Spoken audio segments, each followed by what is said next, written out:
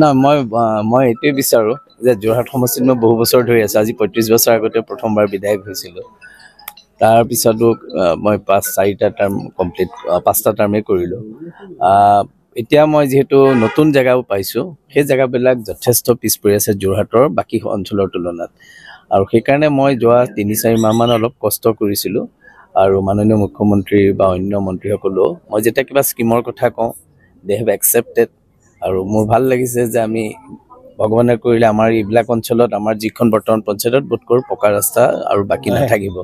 আৰু তাতো মই ইচ্ছা এটা আছে যে মই তাত সকলো ৰাস্তা পকা কৰিম, কাৰণ মানুহে তাত বৰ যিহেতু আমাৰ হোলোঙাপাৰত বাঘ, হাতী, বান্দৰ এটা উপদ্ৰৱ আছে তাত, কিন্তু সেইখিনিৰ পৰা বচাবৰ কাৰণেও আমাৰ কিছু কাম আছে। লাইটিং আমি কৰাটো উচিত, ৰাস্তাবিলাক ভাল কৰা উচিত, আৰু জন্তুৰ লগত আমি সহ অৱস্থান কৰিবই লাগিব, কাৰণ আমি সেইবিলাকতো প্ৰেচিয়াছ এনিমেল। সেইকাৰণে আমি তেওঁলোকৰ লগত সেই ধৰণৰ ইণ্টাৰেকশ্যন কৰিছোঁ। মই কেতিয়াও ভোট বিচাৰি যোৱা নাই, ইণ্টাৰেকশ্যন কৰিছিলোঁ, কাম কৰিছিলোঁ। আৰু মই এইবাৰ খুব আশাবাদী যে নাই নেচাৰেলি কৰিব। কিন্তু মই এটা ফিল কৰোঁ, ভোট পোৱাটো বা ভোটত জিকাটো ডাঙৰ কথা নহয়, মানুহৰ সেৱাটো ডাঙৰ কথা।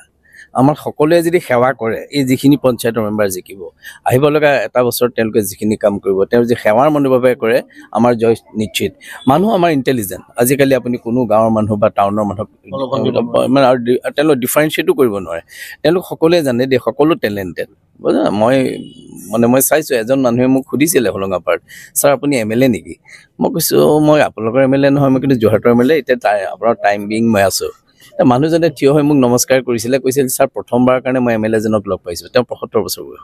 তাৰমানে বহুত নেগলেক্টেড এৰিয়া আছিল। গতিকে পঞ্চায়তবিলাক যদি হোৱাৰ পিছত সেই এৰিয়াবিলাকত আমি কাম কৰোঁ, নিশ্চিতভাৱে 2026 আমাৰ কাৰণে তাকে মই অলপ মানে আমি ষ্টাম্পটো মাৰোঁতে পুৰাকৈ পঢ়াগে নাই, তাৰমানে পৰিছে কি বুলি ক'ম 4 ভাগৰ 3 ভাগ পৰিছে, অকণমান হ'লেও অকণমান ৰৈ গৈছে। অৱশ্যে অকণমান চিন থাকিলেই হয়, কিন্তু সেই যে মৰাৰ সেইটো আমাৰ নাইকিয়া হৈ গৈছেতো। হেঁচাটো যিমান দূৰত দিব লাগে প্ৰথমটোতকৈ অকণ কম। মই হ্ৰাস পাইছে বুলি নকওঁ, কিন্তু এটা এডুকেটেড ছেকশ্যন আছেতো, তেওঁলোকে ভোট দিয়াটো খুব এটা বৰকৈ নাভাবে। মই মোৰ নিজৰ পৰিয়ালতো মই দেখোঁ যে যিসকলে হাইলি এডুকেটেড আছে, আমাৰ ভোটৰ কথা বুলি ক'লে অকণমান আহে, গ'লেতো আহে, কিন্তু মানে কিবা এটা হ'ল মানুহৰ মানে ৰাজনীতিৰ প্ৰতি এটা অনীহাৰ নিচিনা এটা এডুকেটেড মানুহৰ হৈছে যে মানুহে আকৌ সমালোচনা কৰাত কিন্তু ভাল, তেওঁলোকে সমালোচনাটো কৰিব। সমালোচনা আমাৰ কাৰণে সদায় ৱেলকাম। সমালোচনা আমাৰ কাৰণে ৱেলকাম। আৰু পলিটিচিয়ানক যদি সমালোচনা কৰে, পলিটিচিয়ান আকৌ এট্ৰক্ৰেটিক হৈ যাব পাৰে নহয়। সেইকাৰণে সমালোচনা হ'ব লাগে। আৰু সঁচাটো কেতিয়াবা ভুল মোৰো হ'ব পাৰে, স্বীকাৰ কৰিব লাগে। মই ভাবোঁ যে আপোনালোকেও বুজি পাব যে কেতিয়াবা ভুল হ'ব পাৰে, কিন্তু স্বীকাৰ কৰাটো ডাঙৰ কথা। আৰু ৰাজনীতিত মানে এতিয়া ষ্ট্ৰং মানুহ লাগে, মই সেইটো বিচাৰোঁ। আমিতো বহুত দিন থাকিলোঁ, য়ং জেনেৰেশ্যনটো ষ্ট্ৰং হ'ব লাগে, আৰু তেওঁলোকে ৰাজ্যখনৰ কাৰণে, দেশখনৰ কাৰণে চিন্তা কৰিব লাগে, নিজৰ কথাবিলাক চিন্তা কৰিব লাগে। মই সেইকাৰণে দৰমহাটো সদায় ভাল দিব লাগে, মই সেইটো কথা কওঁ। আৰু মই মই খুব আশাবাদী চেঞ্জ হ'ব। মই লোকসভাৰ পিছত যোৰহাটৰ যিটো ইলেকশ্যন মানে যিটো ছবি, সেই ছবিটো চেঞ্জ হৈ গৈছিল। মই চেঞ্জ হ'ব যোৱাবাৰ কথাবিলাক মই আজি নকওঁ। যোৱাবাৰ খুব কথাবিলাক কি আছে মই কাৰণে হয়তো আমি যোৰহাটে অলপ মাৰ্জিন এটা পাব লাগিছিল, যোৱাবাৰ নপোৱাটো দুৰ্ভাগ্যজনক। কিন্তু মই সেইবিলাক কথা পিছত এনালাইচিছ কৰিছিলোঁ, এতিয়া আপোনালোকৰ আগত ক'ব পৰা বিষয় নহয়।